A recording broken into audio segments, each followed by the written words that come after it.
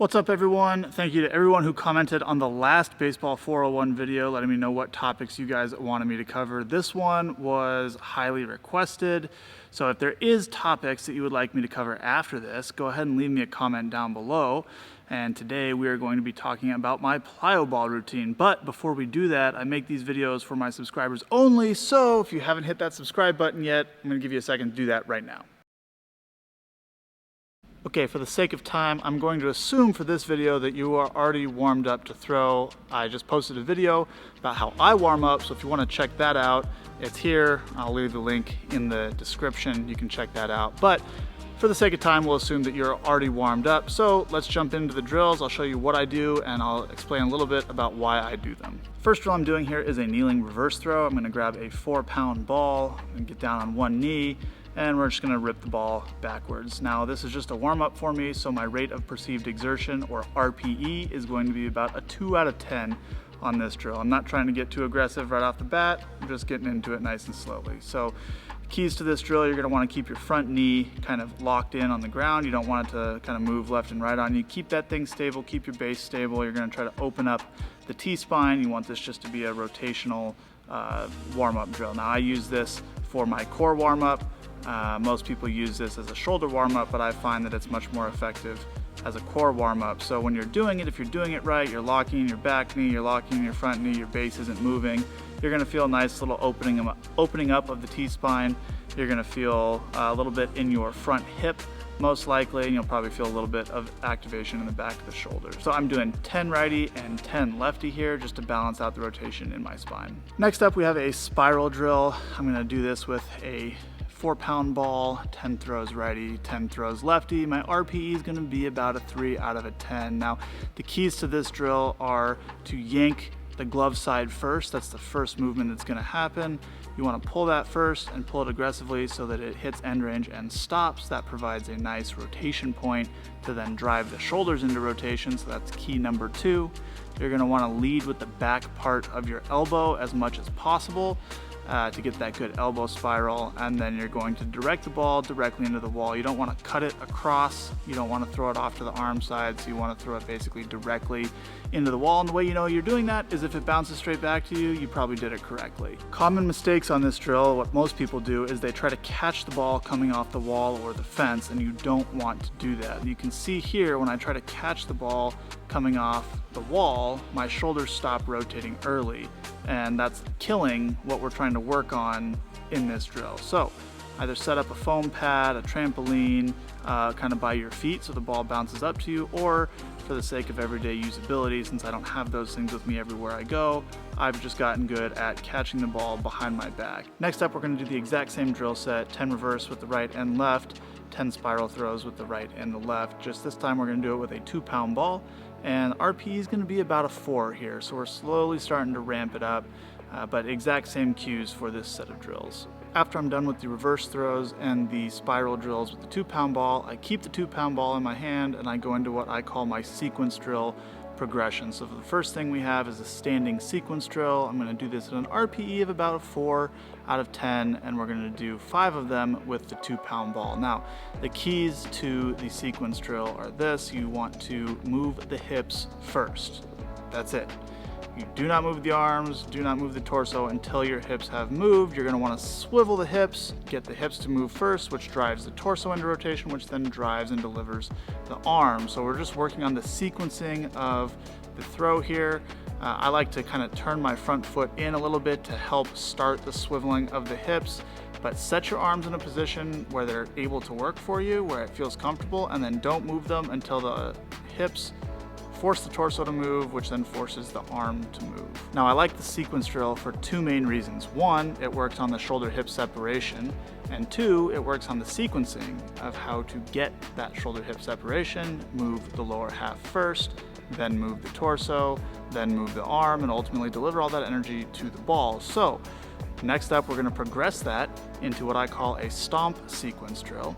And it's basically the exact same cues as before. You're going to use the lower half to rotate the torso, to rotate the arm. I'm going to keep the same 2-pound ball, and we're going to do 5 throws at an RPE of about 4, maybe up to 5, warming this up slowly. But there's a little bit of a difference here. You want to make sure that you are attacking the ground with your front foot when you do it. So you're going to basically lift up the front foot, you're going to stomp it into the ground, and you're going to use that to drive your hips into rotation. Now the same cues apply. Don't move the torso and don't move the arms until the hips force them to move. It's going to feel weird for you at first, but that's the important thing to learn and to feel in this drill.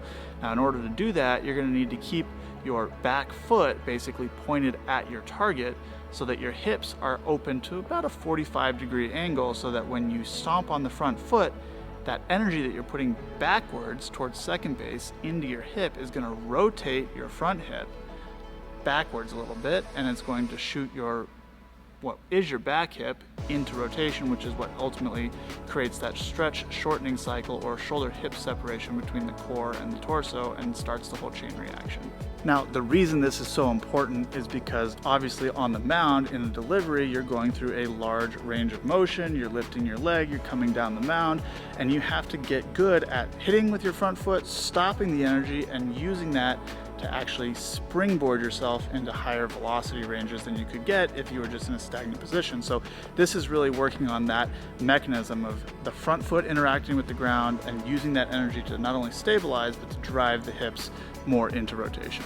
So the next progression in the sequence is what I call a hop step sequence drill, or you can call it a javelin step sequence drill.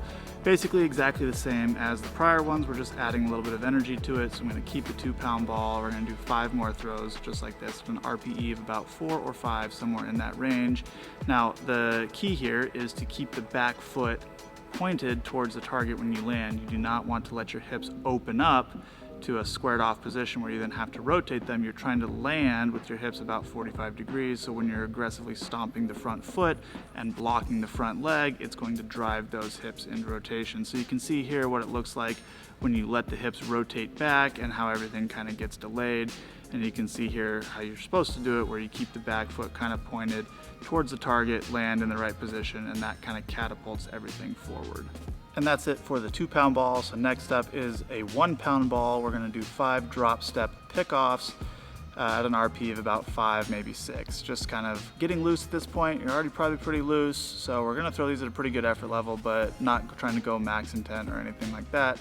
And this drill is just simulating how the hips start to function in the delivery leading into the block. So you're gonna rotate, you're gonna force your hips to go first. Obviously with the right-handed pickoff move, your hips kind of have to go first because you have to move your feet first. So that's kind of the purpose of this drill. But you're gonna take, if you're a righty, you're gonna take your right foot, kind of drop it behind you as you can see here, and you're gonna gain some ground towards your target instead of just kind of swiveling in place. Now for you lefties out there who have never picked off in this way, this is going to be important for you because you don't get a lot of the rotational drills that righties do, playing shortstop, picking off to first, stuff like that, just kind of growing up playing baseball. So this is a very rotational drill. It's forcing you to feel the hips first and then the torso and integrating that with the block, but starting in a closed position for the first time instead of the sequence drills where you're starting in an open position. And of course the same principles that we've talked about already apply to this drill. You want the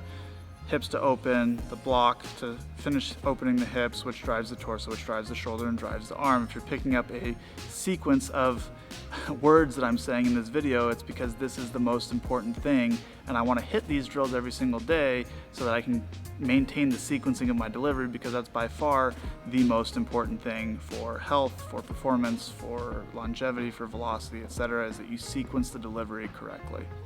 Another thing you may have noticed is that we're slowly working back towards something that looks like a delivery. We didn't start off with anything that looks like a delivery, but we're working towards it, and we call this back chaining, or at least I call it back chaining.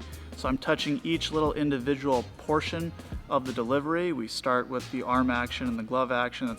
They're very much the last thing that happens in the delivery, and we're slowly working back to how the legs work, how the hips work, how the front leg works, and we'll get back all the way to the delivery here in a second. So the next drill that I'm doing is called a drop drill. It's basically simulating a single leg depth drop off of a box. Now, I don't have a box with me at all times, so I just pick my back foot up in the air lift my front foot up and land on the back foot to simulate that. So I'm doing this with an 8-ounce ball. I'm doing 5 at an RPE of 5 or 6, and this is working on the drop phase of the delivery. Now this is the second phase that actually happens in the delivery. You go into the lift phase or the drift phase first, and then you go into the drop phase, and a lot of people miss the drop phase, and it's super important because you're getting free energy from gravity if you do it correctly. Also, it's setting your hips up in a position where they can actually rotate instead of just pushing or falling towards the plate. So working on the drop portion is extremely important. You can see here my back foot's in the air. I lift the front foot off the ground. I'm now landing on my back foot and thinking about absorbing that energy, but I'm not going to try to push out of it or create any energy forward. I'm already in a position where gravity is going to do that for me. So I'm going to land, accept that energy on the back side, and I'm going to let my hips open and not try to push. I'm not triple extending here. I'm not extending the back leg at all. I'm letting the back leg rotate the back hip. That's the key on this drill. A lot of people have a tendency to land and try to get super aggressive forward. You want to land, absorb the energy, and then continue getting deeper into your back leg as you move down the mound. Now, you might be thinking, if I'm not pushing off the back side, how am I going to create the energy? And that's what we've been working on with the block leg. If you sink into your back leg and you let the hips open slowly, you're going to create a lot of energy into foot plant just with your body mass and using gravity moving down the mound.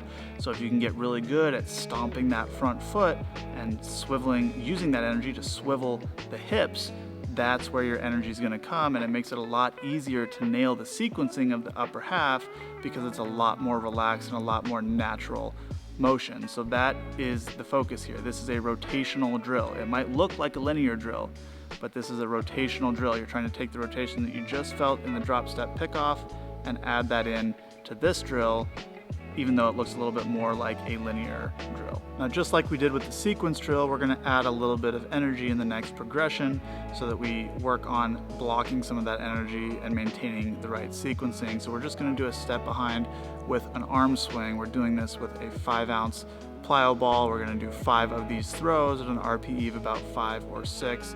The key here is to not try to throw it too hard. You wanna feel the correct sequencing. So you're gonna step behind, you're going to land and accept energy in the back leg. You're going to try to get lower, continue to sink into the back leg as the back hip rotates, then the front foot is going to contact the ground, drive the hips into rotation, and that is the first time you're actually going to start moving your upper half, because the hips are then rotating the shoulder, rotating the arm, and you guys should have that memorized by now. So the only thing left to do after this is to take all of that and put it back into a delivery. So we're grabbing a 3-ounce ball, we're going to the mound if you have one. If not, you can do it off flat ground, but we're gonna do 5 throws at an RPE of about 6, and we're gonna take all of this athleticism and put it into a stretch position and just throw 5 out of the stretch. Now, the key here is lift your leg, and then that's the only thing we haven't really practiced. From there, after you lift your leg, you're going into the drop phase, which takes you into the rotation phase, which we've practiced and we've warmed up, and then you're gonna block the front leg, and then everything else is gonna happen. So this is all the back chaining that I do, and I do these drills every single day for this reason.